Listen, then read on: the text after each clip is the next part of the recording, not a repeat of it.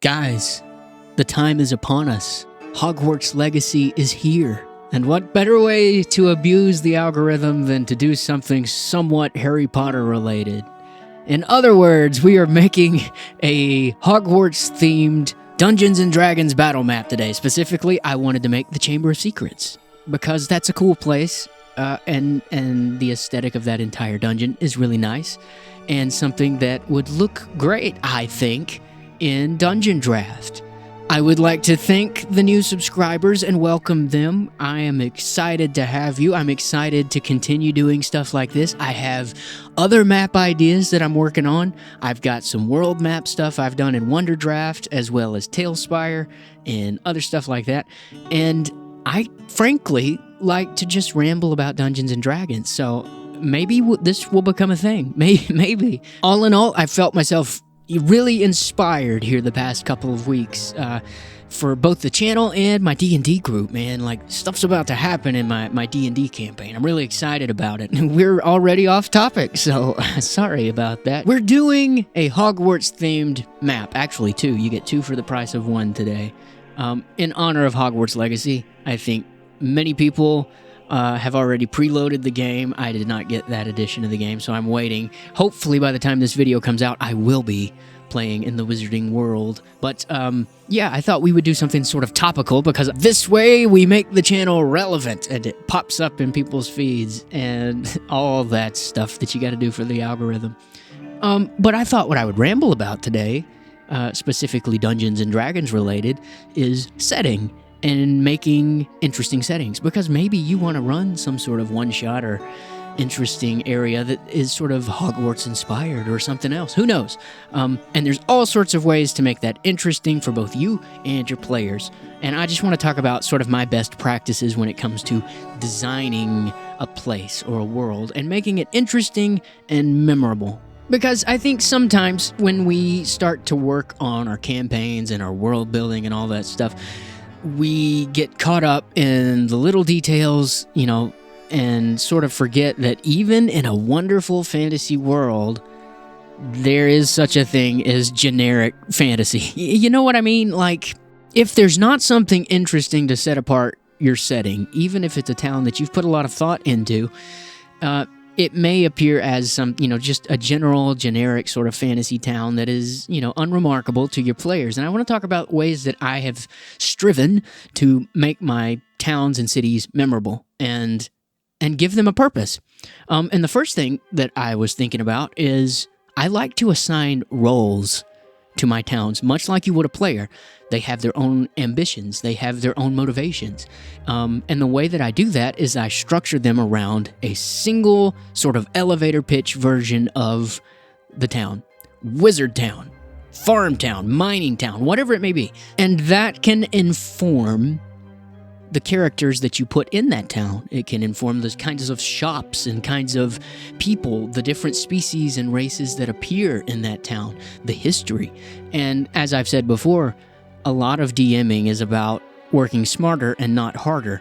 If you can kind of simplify it to that, you don't have to have a ton of lore written from the outset. Like, you don't have to have an entire tome of history knowledge about this place. You've got it sort of simplified to an idea. Mining town, okay? Who would exist in a mining town? Well, it's not going to be a wizard school here, probably. Or maybe it is. Maybe the way they mine is magical. See, it can sort of inform these ideas if you have a goal from the beginning. So I like to start with that. For instance, in my campaign currently, we are in a place that is purely agricultural. The entire economy and government and everything else was based around this idea of a bunch of farmers and druids and things like that coming together and creating a haven for people who want to live off the land, live simple, sort of down-to-earth lives.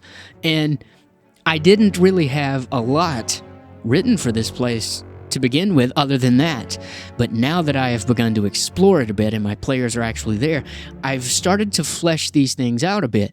It's actually been really inspiring, because all of a sudden the ideas that I've sort of placed, these sort of skeletal frameworks, have really helped me to come up with cool ideas that I'm hoping my players will find interesting, you know, if they pursue the backstory of this place. Again, as I've said before, sometimes players don't look for that sort of thing. I like it when they do. All of us Dungeon Masters like it when they do, absolutely. But at the end of the day, they don't always go looking for that knowledge. They have their own motivations.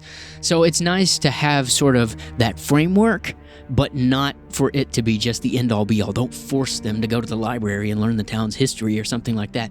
But also giving the town a role, a specific purpose, college town or wizard town or whatever, can also help you with identifying in your head sort of the aesthetic of this place. You know, what does it look like? What is the architectural style? Is it something a bit more modern, a little bit more magical, or is it something traditional, a little more rustic? And for instance, my town, which started really with just the idea of many farmers got together, built a town, became something a little more fleshed out. I decided, well, what their architecture would look maybe a bit more rustic and handcrafted, perhaps. And that sort of fed into the idea that maybe they would have lots of plants growing up the entirety of the town. And so I took that a step further. What if druids helped build this town? Not just farmers, but people who actually understand nature itself. And from that, I'm able to, at least in my head, have an idea of what this place looks like that makes it a little bit more interesting than just, yeah, you go to random fantasy town number 2. And I don't know about you, but in my campaigns, I typically prefer to have fewer towns with more interesting tidbits about those towns than lots of towns and, you know, not much to remember them by. I would rather there be a purpose to each place so that my characters have like a kind of motivation to return to these places maybe someday. If they're ever looking for someone that fits a specific build, they know where to look. And video games do this. Let's take Skyrim, for instance. Every town has its own theme. The architecture may be similar in different places, but at the end of the day, Riften is built around this idea of a city that sort of sits on the edge of the water, a rustic sort of look. You've got Solitude, which is this sort of traditional Nordic architecture, and it's literally coming out of the side of a cliff. And Windhelm is similarly Nordic in its stone architecture and stuff like that. And Whiterun is out on the plains, and you can sort of see it's inspired by Rohan. I mean, we all know that, right? It looks just like Rohan. So yeah, make each town themed, an idea in your head. And again, I like to start with the role first. It just seems to make things easier for me. Another thing you can do is to add sort of a symbol or a major attraction in these places. Maybe there's a gigantic divine tree in the center of the town. Maybe there are ruins in the town from a war long fought in the past or something like that. A statue or a building or something that is sort of the eyepiece, the central focal point of this place. And when people think of that town, they think of that. And then make something interesting maybe happen there, something your players can do in those towns. Maybe the layout of the entire city is built around that structure as well. And I know I'm speaking about layout at the moment and things like that, but maps aren't inherently necessary for your towns, I don't think. I like to have them sort of on reference in my DM screen, but I don't always use them for towns. I like to have specific areas, boroughs, sort of in those cities and places like that. But I don't find town maps to be inherently necessary, as long as they've got, again, the things I've mentioned before. There's something that's already making them memorable. But if you're somebody who could use something like that, there are some great generators out there for towns that you can tweak a little bit, and as well as Wonderdraft and things like this. They're not specifically geared towards city maps, and so they're a bit more difficult to use, but if you are clever with the way that you use the tools, you can really make some cool-looking city maps that way as well. It does take a bit more work, and I think there are better tools out there specifically for cities in mind. But again, not inherently necessary, I don't think. I like to have a world map in my campaign, and I like to have battle maps. Other than that, I don't really worry about cities themselves. I just kind of let the prep work and descriptions that I give sort of let the players figure out what it looks like to themselves. Future me, who is editing the current video, I just thought of something I completely forgot to talk about, and something that's really easy to do to make your settings stand out, for different towns to sort of set themselves apart from others, and that is to choose and curate a playlist for that town. finding specific music that fits with the aesthetic of that town is a huge deal. You would think I would remember something like that as a musician, but there you go. An easy and free tip for you from future me that is actually past me at this point. Anyway, now back to the video. But back to what I was talking about before, another thing you can do to make towns interesting and settings interesting is to drop additional parties into these places. Other groups of adventurers that have motivations close to your players or maybe completely opposite of what your players want. But that's just sort of the golden rule of D&D in any case, having interesting NPCs and things like that. But I think sometimes as dungeon masters, we can sort of get focused on normal old NPCs like the town blacksmith or the town crier or some, anything like that, rather than thinking about, this is a world that has lots of other adventurers in it, and it makes the world feel a bit bigger when your players encounter another group who has also fought a beholder. That can make for interesting companions, in the future that they might be able to call on. Also, as I've said before, it's all about creating something memorable, and real, something lifelike that feels grounded, I suppose is the word. And when you're just working with normal NPCs, there's no problem with that as well. It may be a town that doesn't have any adventurers, but give them history. And like I've said a million times before, work smarter, not harder. You don't have to write an entire book about these characters. You don't have to have all of their backstory written, but having a little bit of an idea of where these people come from can help a good deal.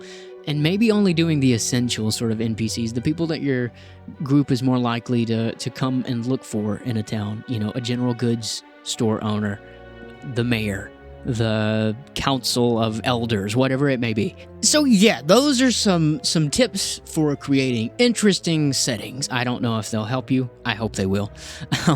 Maybe they'll be helpful for you in your planning for your next session or something like that. Let's talk about what's happening here on the screen at the moment. Honestly, this map is not my favorite one I've made. It turned out well enough, but I think my heart was really set on the Chamber of Secrets, which you can tell. It looks better to me. But I do like to do world spaces like this and homes and abodes and mansions and stuff like that. My players don't really go to places like this very often, though. They're very sort of boots on the ground kind of adventurers, so they're typically in a cave or a dungeon somewhere. And I know it doesn't look exactly like Hogwarts. I just wanted something sort of wizardy. I understand it doesn't look exactly like it. And this particular portion of the map isn't based on anything. I just wanted to make a big stairwell with a sort of place that looks like students might study. Maybe a place to sit and eat or whatever else. And it could be a number of things. Again, it could just be a mansion that you're players run into, or could be a part of a school. And then we get to the magic again, no pun intended, but the lighting is always where everything comes together, and where once you had doubts, all of a sudden you think, no, I am good at making maps. I can make good maps. And all in all, I'm happy with this place. It does look cozy, it looks warm, and it looks fantasy enough, that we could use it. Maybe it would be a part of a school or something like that. And there is the final product. It's a little bit brighter. I brought up the intensity of the light a bit. I'm pretty happy with that, I always see room for improvement, but it's a decent map, and it looks like a big place where lots of people could congregate. And so lots of potential story development things that could happen in this particular map. But the one I'm really happy with, and is actually completely Harry Potter themed, is the Chamber of Secrets. And yeah, I'm pretty happy with how that turned out. Look at that. Had to get pretty creative with the face on the right-hand side. It's not perfect, but I do like how it turned out. It looks sort of menacing. Maybe that's not Salazar Slytherin. Maybe that is Vecna or something like that. Anyway, I hope you've enjoyed. Thanks for sticking around once again for this. There will be more maps coming up very soon. Thanks, and until next time.